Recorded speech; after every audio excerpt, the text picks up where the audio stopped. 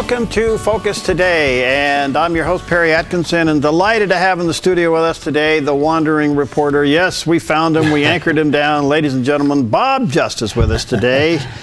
He heads up Concerned Families. He's an editor for WorldNet Daily, Whistleblower Magazine. He writes articles. He jumps tall buildings. He lives in New York and in Oregon at the same time. I don't know how he does that. But he's Bob Just, so he can do anything he wants to do. Bi-coastal. And anyway, good to see you, buddy. How you doing? Welcome. Good to see you, Perry. Good to be here. We have a lot to talk about today, sir. And we're going to get into it. But first of all, we'll show a little video later, but you have... Give us an update of Concerned Families, Concerned Fathers, and the birthday event coming up. Yeah, May 1st, we go into the Concerned Families, goes into the schools, public and private. The moms do the elementary and middle school, and the dads do the high schools. Last year we did Grants Pass High, and it was a great success. And it's great. We just go and touch the kids by serving them ice cream sundaes and wish them happy birthday. Basically, birthday is celebrating everybody's birthday on the same day.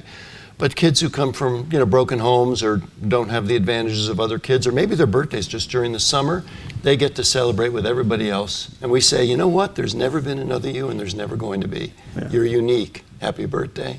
Yeah. And the kids are just, so it's great fun. It is really good. And we have a video we'll show you on that a little bit later on. Well, Bob, so many things to talk about. Ted Cruz officially announced earlier this morning via tweet that he's in. He'll be giving a speech at Liberty University probably within the hour or so, which will make it official. So he's bypassing the exploratory committee, and he's just flat going in. So, your thoughts on Ted Cruz? I love Ted Cruz. I mean, whether he has a shot, I don't know. He's popular with the base. There's no question that up against an historic campaign, if Hillary Clinton does get the nomination, because she's going to play the gender card hard, first woman president. Well, Ted Cruz and Marco Rubio can both play first Hispanic president. That's also historic, and that would take some of the momentum out of the Clinton campaign. So I do think that people have their eye very seriously on Rubio, less seriously, but still credibly on Cruz. And Cruz has to raise $50 million in order to get through the first 4 states. There's a lot of money that needs to be spent. Does he preempt Rick Perry by being in? Governor of Texas. Because you have the same scenario in Texas and Florida. You have a governor and a senator in Florida, right, and you have a governor and a senator in Texas. You got the same scenario, and both senators are very popular among the conservative base. Right, I didn't think of that. That's true. That interesting lineup.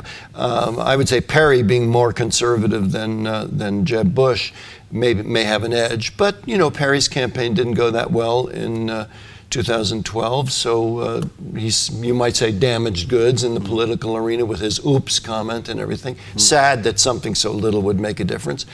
I think Perry has an advantage just being a governor and having run before. But Ted Cruz is, he's fired up. Hey, listen, he filibustered, remember? Yeah. I mean, he stood up all night and did his thing. And he was the surprise campaign of 2012. He went up against the established Republican candidate and beat him, and so in the primaries. And so, yeah, Cruz is never to be underestimated. Alan Dershowitz, who's a very smart guy, liberal but very smart attorney, taught Cruz and called him crazy smart or something like that. Yeah. Cruz certainly has impeccable credentials as far as that goes. Yeah, well, anyway, he's announced today. My gut feeling is that Cruz does preempt Perry. I think Perry is a nice guy, very successful governor, longest running governor in Texas history. He understands business, but unfortunately, and I like Rick Perry, don't get me wrong, I want one of his signs, Perry for President. I want it for why. I want it for my office, Perry for President. But I think he has a communication problem. He can't express himself very well. He's not the orator that a Ted Cruz or a Marco Rubio is. Right, and people will see that today with Cruz's speech at Liberty University. Yeah. Cruz is very sharp and quick. He has the rhythms that are more national. Perry's rhythms are more Texas. Yeah. I think you're right. I think you've hit on it. Again, you'd think it would be a small thing, but... They are big things when you're talking presidential politics. Right. All right. Bob, let's go over to the whole Iran deal and the negotiations with Iran. This is on the shadow now of Netanyahu, coming to a joint session of Congress, giving an incredible speech. That's what a president looks like. Okay. Truly. And then he goes home, and even every media, even Fox, I hate to say this, jumped on the bandwagon that it's a narrow campaign. It's within the margin of error. Netanyahu could lose. Mm-hmm. The votes come in, and he wins substantially. Right. He wins big. I think where it's a big win for Israel, it was a huge loss for Obama.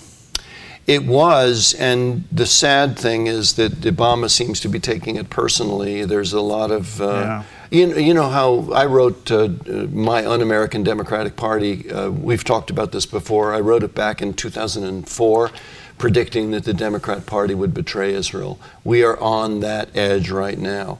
It could just well be between Obama's actions in negotiating with Iran and also the United States' actions through the Obama administration in the UN. There are ways that President Obama can hurt Israel, and we have to look to see what he's going to do. This is a man who doesn't take personal defeat easily. He's, very kind of thin-skinned, President Obama. So we'll see what happens, but it could be an historic moment where the United States could officially be no longer seen as backing Israel. Some say that we're already there, that it's already happening, but the next few months will tell. All right. That is biblical. Yes, all nations will turn against Israel. That is biblical. The faith community in America, for the most part, is still very pro-Israel, and there's a lot of Democrats that are pro-Israel. So the administration doesn't necessarily represent the majority of Americans. And he's doing this on his own. He's going to go to the UN on his own. And I don't know if UN is going to have a resolution that says that's anti-Israel. They possibly could. But we have an administration that is clearly anti-Israel, anti-Benjamin Netanyahu, borderline anti-Semitic. This is a biblical moment on the world stage. Did you ever think we'd see it? Wow, I'm not sure that I thought that you and I would see it, but yeah, that's true. It's hard to kind of calculate what's going on. Today, another city in Yemen is falling. The radical Islam is on the march. Middle East seems to be descended into chaos, right? We got the United States. Bob, and you and I have talked about this off camera, but the United States now, through this administration, has turned its back on Israel. Yes. Isn't that a biblical moment? I think it is, and as much as we Christians, and by the way, they know, I mean, certainly Netanyahu knows. When he made the speech to Congress, you and I covered it, and he was signaling the faith community. When he said greetings from the eternal, undivided capital, eternal, he was talking to Christians as well as Jews. So it was a significant moment. It's sad but true, Obama, elections have consequences. Those of us who did not vote in the election because we got upset or annoyed or thought there was no difference between the parties, this is on our head, those of us who didn't vote. President Obama is in power. The Middle East is melting down. I've heard one very credible person on Fox say that, it was going to take us decades to dig out of this assuming there's a conservative administration in 2017 and on. Americans will die over this. The Middle East could melt down to the point with, the Straits of Hormuz, the access to oil, the effect it has on the world. The United States could have to go to war over this when, sadly, tragically, I was just watching a speech by George W. Bush back in 2005 warning that that's when the war was not going well. Mm-hmm. That was before the surge. And President Bush was warning America to stick to it, that this was very important, that we were making a statement to the Middle East, and that if we backed down now, that there would be tremendous trouble in the Middle East. And he was really prophetic in what he was saying. We're there now, and as I say, it's a good lesson for people who think there's no difference between the two parties. You think there's no difference between the two parties? Just look at what's happening in the Middle East now. All right, so we have a situation that is biblical, in my opinion. I mean, we're now seeing on the headlines and seeing in our own country something that preachers and those who were into prophecy talked about back in the 60s and the 70s. Now it's frontline news. Late grade plan. And we want to blame politicians and people that don't vote and Democratic parties and the president. And they certainly there is that aspect to it. We have a moral responsibility politically to be engaged. But on the other hand, God has allowed this, and this is a biblical moment where the whole world now is turning against Israel, and yet Israel survives. Survives, and Netanyahu made it clear in his speech that if we continue to go the way we're going with Iran, that there will be war. And if Iran remains a nuclear threat, there will be war, and he also significantly said Israel will go it alone. Yeah, but did he trap the United States by saying, but I know that the United States will be with me? Yeah, well, you know that was a rhetorical trap. You are describing the pivot of the 2016 election. You know, an interesting dynamic is developing, Perry. Personally, I think what the left is going to try to do, what the Hillary Clinton campaign or whoever else is going to try to do, is position the conservatives, the Republicans, as the party of war. There they go again. Bush got us in this trouble. I know this is not true, but they're going to say Bush got us in this trouble. Where we are now is because of Bush, not because of Obama. They'll never admit that. And we're going to go back there again. The Republicans, the conservatives, they're party of war. We are the party of peace. Whether the American public buys it, I think they're positioning us for that right now. Interesting. All right, Bob Justice with us. We'll take a quick break. When we come back, this is just the beginning. We'll be right back.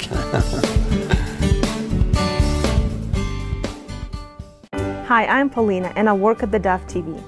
Did you know that when you support theDove TV, you have a profound impact, not only in our community, but around the world? It's your continued support that takes the inspiration and hope in the programs we produce and makes them available to the thousands of people who are watching these videos online every week. Help bring encouragement and hope to our valley and beyond by making a secure online donation today at our website, thedove.us.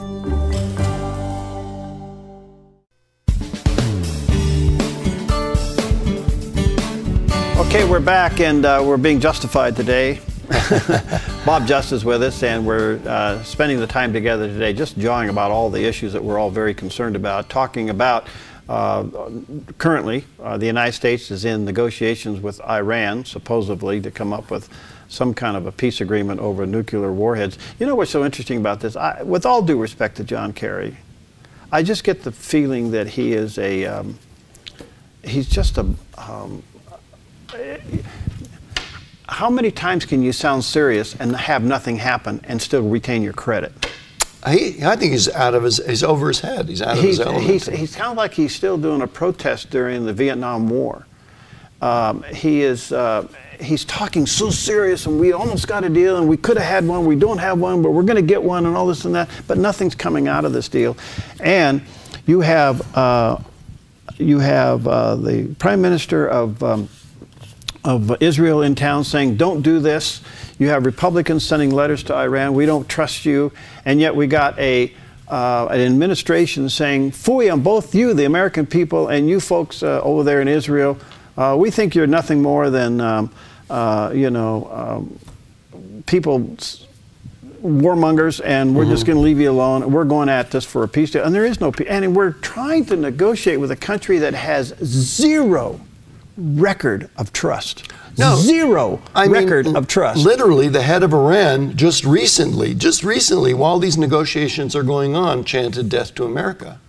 Khomeini, the head of Iran. James Woolsey, former CIA director, was on Fox yesterday, and he said, quote, listen to this, Perry, you'll love the sense of this. He said, in international negotiations, trumpeting how eager you are is a sign of weakness. And all the Obama administration is doing is putting all their eggs in this basket. We have a deal with Iran. We've got to have a deal with Iran. We can make peace. We can do this. Well, that makes America look weak. Personally, every time I see John Kerry, I try to see him through the eyes of radical Islam in the Middle East, through the eyes of the Ayatollahs and the thugs who run Iran. And you know what Hitler called Neville Chamberlain behind his back? He called him that little worm. While he was negotiating peace in our time, and you know, the famous historic moment when Neville Chamberlain returns to England and says, peace in our time, and he waves the paper.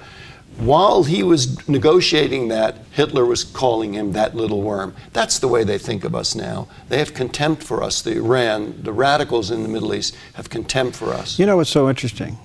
We're negotiating with a country that wants us dead. Simple. They want us dead, and they want Israel dead. Simple. Right. And we're negotiating with them. And while at the same time, we've been giving them money, and then now we put some sanctions on that money, and the sanctions have become the negotiating tool, the chip on the table, so to speak. If you guys lift your sanctions and continue to give us money, we'll think about sitting down at the table and negotiating some kind of a deal with you that we have no intentions of carrying out. I mean, we have lost our minds on this. And on top of that, Perry, our sitting down with them the way we are is legitimizing their thug government. Exactly. I mean, we're legitimizing them. Yeah. I know. Did you hear? I'm sure you heard you guys talked about the 367 House members, Democrat and Republican, who have written a letter to the president saying, "This is an urgent situation. We need to deal with this." There's a great deal of concern, but the Obama administration has never cared about that. It's never cared what other people think. They have an agenda. Obama has an agenda, and he marches on that agenda. All right, I have a question for you that I will respect you if you decide not to answer it. How's that? You ready? Yes, sir. Okay. Is Obama... You mean you'll still respect me? No, I got great admiration for you. It'll never diminish. Anyway, does President Obama want peace at any cost, or is he an Islamic sympathizer? Because what is the motivation behind this man to turn his back on his strongest ally, our strongest ally, and actually become anti-Semitic? It looks like to me he's personally anti-Semitic, and wants to negotiate with their enemy and our enemy, knowing that everybody around is probably telling him you're dealing with a bunch of thugs that are going to throw you under the bus. So the only other conclusion I can come out of this, Bob, he is a radical Islamic sympathizer. Now, do you want to tackle that? If not, I will still respect you. No, that's I'm certainly happy to tackle it. You know, does that make sense? I grew up in post-World War era. As a child, my attitudes were formed by the America of the 1950s. They were formed that way, and even though I abandoned that sometime in the 60s, but that was a core thing. Me too. Obama formed a lot of his attitudes as a child, and the way I would put it is not so much Islamic sympathizer, is that he has developed at a young age an attitude that he shares a worldview with them when it comes to America. America is the problem. America is this rich, unfair, powerful country that is abused and neglected and, thrown its weight around and, colonized the Middle East financially with oil. And he has a lot of these kind of leftist understanding of hatred is probably not, well, not in regard to him, I don't know hatred, but with the hard left, hatred is appropriate. Hatred, but certainly no but respect. It's a certain, yes, it's a lack of respect, even to a degree of contempt for the America that I grew up loving. He doesn't share that attitude because he didn't grow up here, really. I mean, he's forming young years. We're in Indonesia, and he incubated in the liberal universities. So when he's at the table, symbolically, with Iran, he shares a common attitude about America being the problem / Israel being the problem.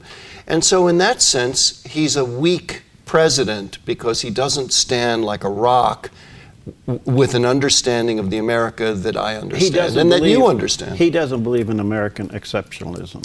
No, and he's actually made that clear. He said, hey, everybody thinks they're exceptional, which ignores history, the miraculous founding of America and the New World and all of the things. You have a map. Maybe we can throw it up real quick. You brought a map with you today, and I think this this map. We may have to go full screen for those watching on the Dove TV, but this map is the Middle East, and what you're trying to point out here was the difference between the Bush administration's foreign policy agenda and where we are today. Yeah, and it's, a lot of us don't even bother to look at the map or don't get a chance to look at the map, and this visually states where we were and what we've lost. Okay. When President Bush talked about the axis of evil, he named Iraq and Iran. Here's Iran in red, Iraq in green there, and of course Afghanistan is over here. Right. Now, look at what Bush achieved. After we took Afghanistan, we had a standing army in Afghanistan. Then we invaded Iraq. We toppled the evil regime of Saddam Hussein, which was the second axis of evil. And look at what he did. He had a standing army on either side of Iran. What was Iran's reaction in 2003 after we took Iraq? They slowed or stopped their nuclear process. The point is that there's nothing more convincing to a tyrant nation than strength, and we had a standing army on either side of Iran. This is what we've lost. By withdrawing from Iraq, we've lost that. Now we have 10,000 troops in Afghanistan, or that's where we're going to slow at. And that's emboldened Iran to go full throttle. So, and then you add to that now Yemen to the south of Saudi Arabia has been taken. Syria's there. Iran is very strong in Lebanon, just to the north of Israel there. So you can see that we had a position of tremendous strength in 2008. And not only has that strength been squandered, but the Middle East is breaking down into chaos, which only works in Iran's favor. And we're negotiating with Iran like we're some kind of weak willie. Oh, okay. It's tragic, really. And you know what? It's tragic, and men will die.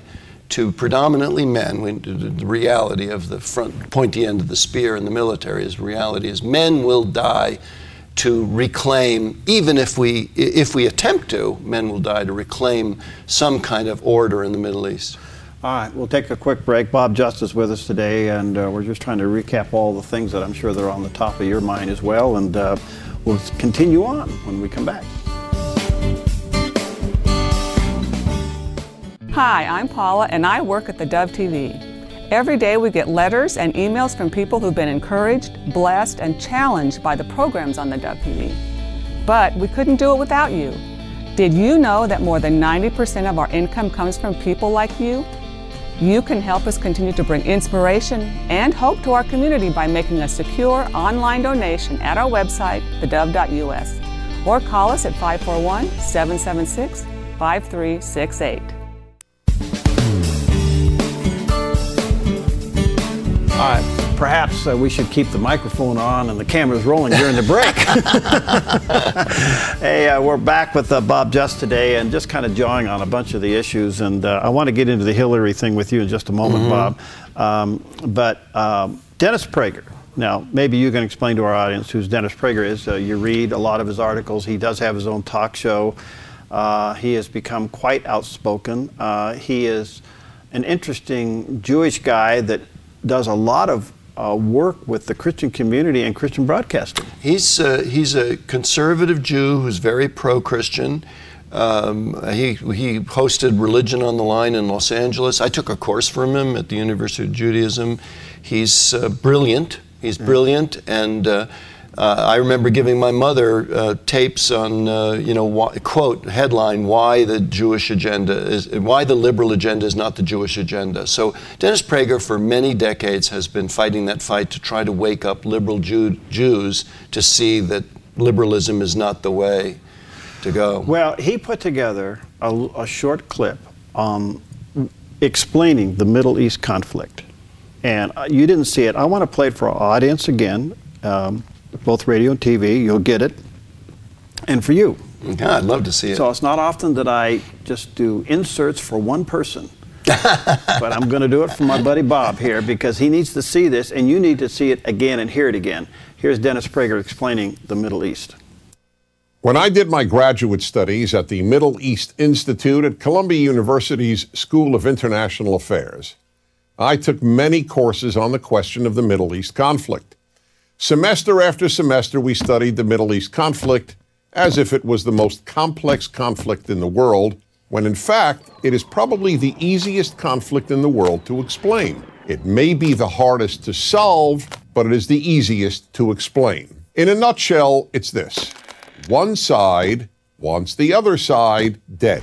Israel wants to exist as a Jewish state and to live in peace. Israel also recognizes the right of Palestinians to have their own state and to live in peace.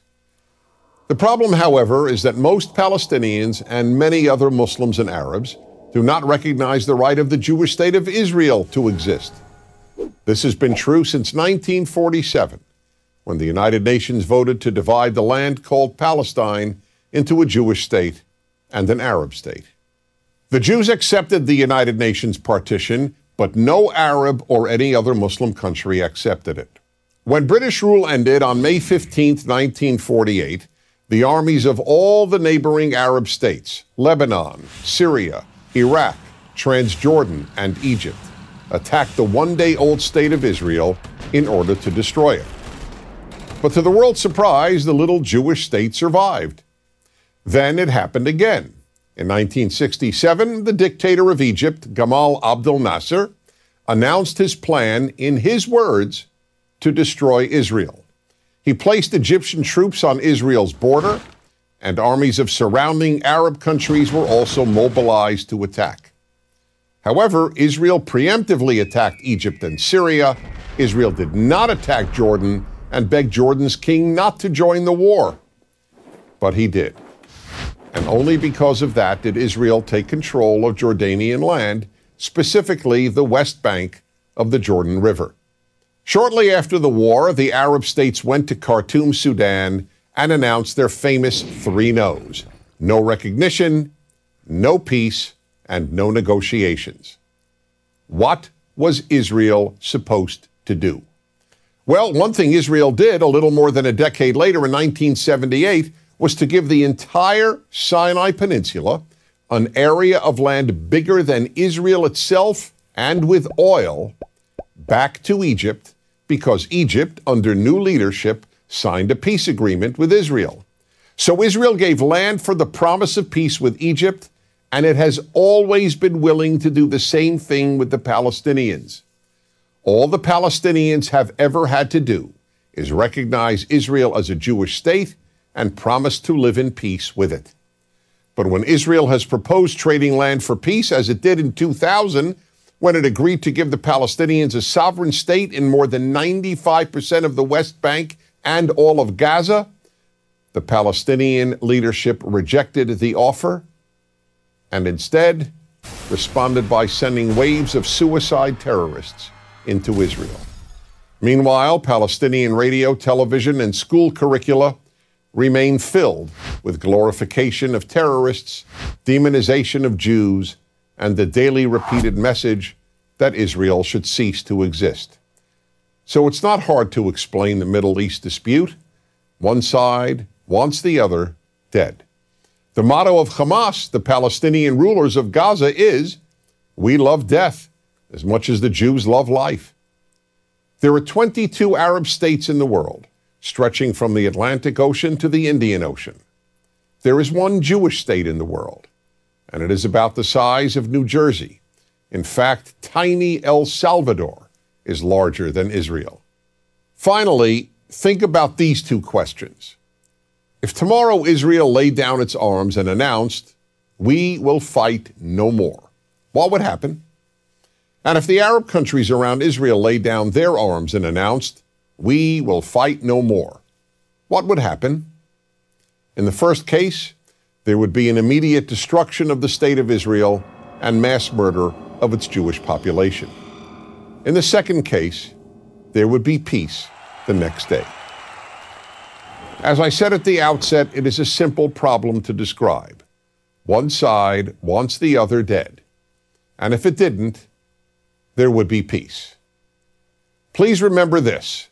There has never been a state in the geographic area known as Palestine that was not Jewish. Israel is the third Jewish state to exist in that area. There was never an Arab state, never a Palestinian state, never a Muslim or any other state. That's the issue. Why can't the one Jewish state the size of El Salvador be allowed to exist? That is the Middle East problem. I'm Dennis Prager. Well, Bob, I don't know how more succinctly and simply you can explain it. No, I'm so glad you aired that. I'm so glad to see it myself. It's just has to be seared into our minds. My grandfather was in Israel through all those wars. He moved to Israel in the 1930s, and he was a Zionist, and he was there for all those wars. So when I hear that, what Dennis Prager described, it's personal for me. And he said it perfectly. All right, so let's jump out of the political of it, argument of it, just for a moment. You know, because we can argue negotiations with Iran, we can argue Obama agendas, we can argue anti-Semitism around the world, and all these things are very real and they are factors. But they're primarily a result of two ideologies, one of life, one of death. One of whose God is the one true God and who's not.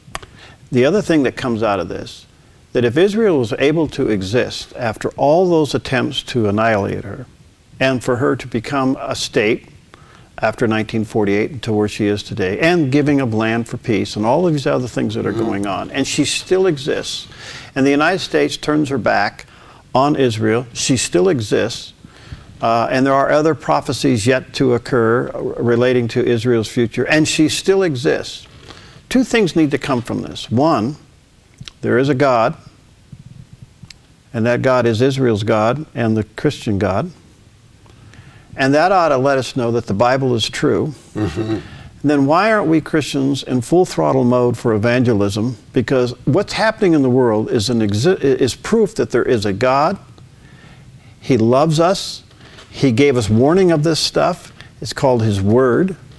I mean, the Bible and the proof of the Bible and what the Bible says has never been more intense than it is today. Why aren't we in full throttle evangelistic mode to get people into the kingdom if in fact what's being played out on the world stage is been prophesied in the Bible as being true? We're there. We are there. This is a biblical moment. We're in a spiritual war, and the enemy wants death, and the God side, the true God side, wants life. Pretty simple, don't you think? Yeah, and we have to remember, too, that we're a free country, and therefore this spiritual war does play out in the political arena. It does matter that we allowed a man like President Obama to take the levers of power over this great nation. It matters. Our decisions matter, our personal decisions matter, our voting decisions matter.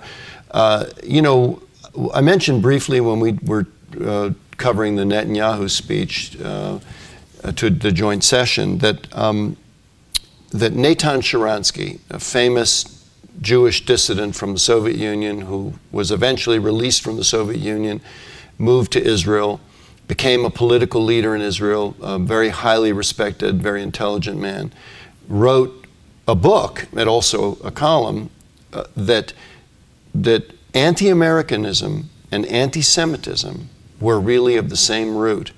That Jews and Christians, and of course America is the premier Christian nation in terms of its heritage. The under God America has a unique place in history, And Israel, of course, has a unique place in history. And there are these two entities that are hated by the world, really, ultimately, but hated by radical Islam.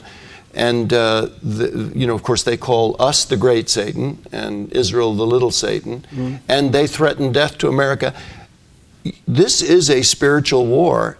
And when America is constantly being accused of guilt, we did this wrong, the left is very good at that.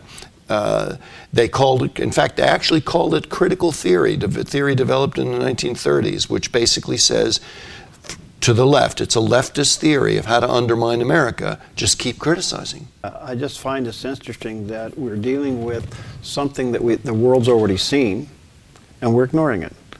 The Holocaust was evil. All right. And now we're seeing a Holocaust on Jews and Christians. They always said Jews are the canary in the mine shaft. What happens to the Jew will happen to the Christian in the world. Yeah, right. And we're seeing that now. And we're actually not going to see it. We are seeing it again. We're seeing the slaughtering of people. Heads cut off, their heads put on a fence post, children and women. Right. And we're tolerating it in the world. Mm-hmm. And we're going to go to the United Nations and say to the people that are doing this, we want to lift your sanctions and negotiate with you so you'll stop doing this. Huh? Yeah. What is our negotiating position with people who, as Dennis Prager rightly said, want us dead? You know, they want Israel dead, but they also want us dead. Yeah. And if you can imagine what history will think of our being at the negotiating table with Iran while their head imam, says death to America. Excuse me? Yeah. Excuse me? Yeah. All right. Anyway, Bob's with us. We're being justified here. We're going to take a quick break. We'll come back. We'll try to wrap this up and help you with some other things too as well as we continue on. We'll be right back.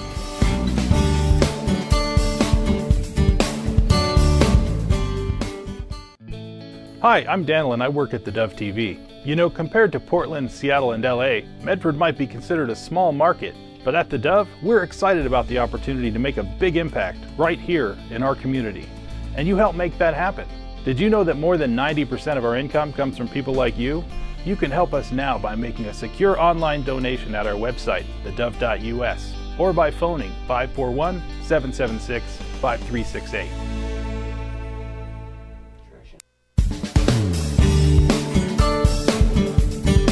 All right, we're back with Bob Justin, just kind of jawing today on all the issues. Bob, this has been fascinating. Thank you for your time. I know that you... an honor to be here. You got more things going than I do. That's not true. I know you too well. All right, Hillary. Yes, sir. She is getting beat up pretty good these days. Some say she's Teflon. Some say no. This email thing's got legs. The Benghazi thing, under the investigating directorship of Trey Gowdy in the House, is a dog with a sock. He ain't going to let it go. He's not going to let it go. But the Democrats have nowhere else to go but her because she would be the first woman. The rumor is that Obama is sabotaging her because he wants to be the first anything in the White House, and he doesn't want to be followed by the first woman. So this has got a lot of twists and turns to it. Yes, it does. It's very, very interesting. Is she damaged? I'd have to say she's damaged somewhat, but the Clintons have a history of rolling with a punch. And Hillary Clinton, first of all, is raising a fabulous amount of money. She also... Which, by the way, that foundation now is under scrutiny. That's a big issue. It's a huge issue. But the thing is that Clintons have always been very good... They're above the law. ...to obscure, they're be above the law. They've always been good to stall off something until it's too late to make a difference. If she can stall all of this off till after the presidential campaign, if she can play the victim card, which she's already doing, okay? Remember, all right, this is a spiritual election. It's not just about a first woman president. This is the Clintons are corrupt. They have a long history of being corrupt. The party, for whatever reason, the polls show them very highly admired. People just, in some senses, are not paying attention, and I actually think it's more rooted in the fact that we have a celebrity culture. So if you're a celebrity, if you are honored and famous, you have a certain power that goes with that, but more, you have a built-in credibility because you're famous. So if you're a little bit corrupt, people just, dismiss it. Too many people in this country dismiss it. If Hillary Clinton gets the nomination, we will never have seen a spiritual election like the one we're headed for, because she will play the Jezebel victim, stand against the abusing, patriarchal, dominant male, thing. And they're trying to tout her resume, which, is she qualified to be president?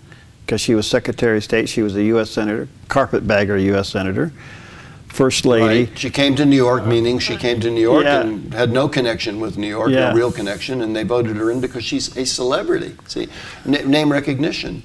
All right, so the attitude, I think, from the Clintons is, well, we're going to be the nominee, and who else are you going to vote for? Now, the Democrats fall in line no matter how stupid things are.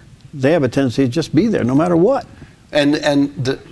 This is a serious issue. It's why I wrote that article, Democrat Voter Strike, Change Our Party Now, because the leadership of the Democratic Party has become completely corrupt. Now, by corrupt, I'm not talking about mafia, money thing. There's money involved, but it's spiritually corrupt. They do not answer to a conscience. There is no higher rule than the good of the Democratic Party. It is a one party uber alles. I mean, their loyalty is not to America. It is to the Democratic Party. Yeah. And of course, they see the Democratic Party as the all source of good. Well said. The total source of good. All right, so they don't care if she's qualified or not. They proved that with Obama. Yeah, well, I was going to say that. They just did that. Obama was far less, not a little less, far less qualified than Sarah Palin. Will his narcissism allow another first to be after him? First woman? He was the first black? Right. So they'll chase it down as an historic election. That's why, if I were a betting man right now, I would bet that Rubio or Cruz will be on the ticket. And I think Rubio is a very good shot to get the presidential nomination, because he also would then be an historic, and the Democrats need the Hispanic vote. Besides that, he could out-talk her. He's by far a better orator than she is. He's by far. All right. The dark horse, in my opinion, Jerry Brown. He ran before. He wants it. He is a great speaker. I've heard him on many occasions. Look, this guy, he can put it out there, and he's already criticizing Ted Cruz for being anti-climate change. Yeah, I think climate change is also going to be a big part of the 2016 election. I wouldn't put anything past Jerry Brown. He's had many lives. I think he's older than Clinton. I mean, he's 73, I think. Yeah, he would be an unusual, because of his age, he would be very unusual. But I think, I think Hillary Clinton is going to take it. I know there are a lot of conservatives that feel that she's damaged goods and won't, and I honor that. I think it's possible Elizabeth Warren will step in, but Elizabeth Warren is shockingly unqualified. I mean, she is in the Obama level of qualification. But the O'Malley guy seems to be pretty... I don't know much about him, but I heard he gave a good speech he's a governor. Recently. I mean, governors make fairly good presidents, I wonder if the Democrats can win without the ace, the historic election ace. I really wonder if they can win. If the email thing pops up, and if she hides it, if she plays hide the ball with the emails, that's going to damage her. If she lets the emails out and there's some damaging emails, that could damage her. And then if the Benghazi email paper trail is anything that Trey Gowdy thinks it is, that could damage her. I mean, at the end of the day, the Americans say, we've had enough of the Bushes and we've had enough of the Clintons. I mean, Jeb Bush, nice guy. He's very liberal. He's more liberal than his dad and his brother. He may have all of the Republican establishment money, but he peaked too early. He's not polling well at all now, and I don't think money can buy it back. I think we're going to have a conservative Republican nominee. Is going to come out of the right side of the party. I hope and pray. On the Democratic side, I think, look, not because I don't want her to be president, I just think she's damaged. I think it may have caught up. And it might be useful just to quickly review what that's about. She had all her emails as Secretary of State on a private server At home. At home, and the law says, isn't that alone? Isn't that a felony? Yeah, well, there are a number of areas that are questionable legally, but if we just look at the common sense of it, first of all, the reason her emails are not hers. As Secretary of State, her emails dealing with anything official, anything, even if most of it's personal and then a final line is official, it's ours. That email is ours. We own it. We're the people, we own it. That means we have access to it. So she had a private server, and what she's basically saying to us is, trust me, I went through my server and I decided, Hillary Clinton, I decided what emails are your business. And sorry, it doesn't work that way.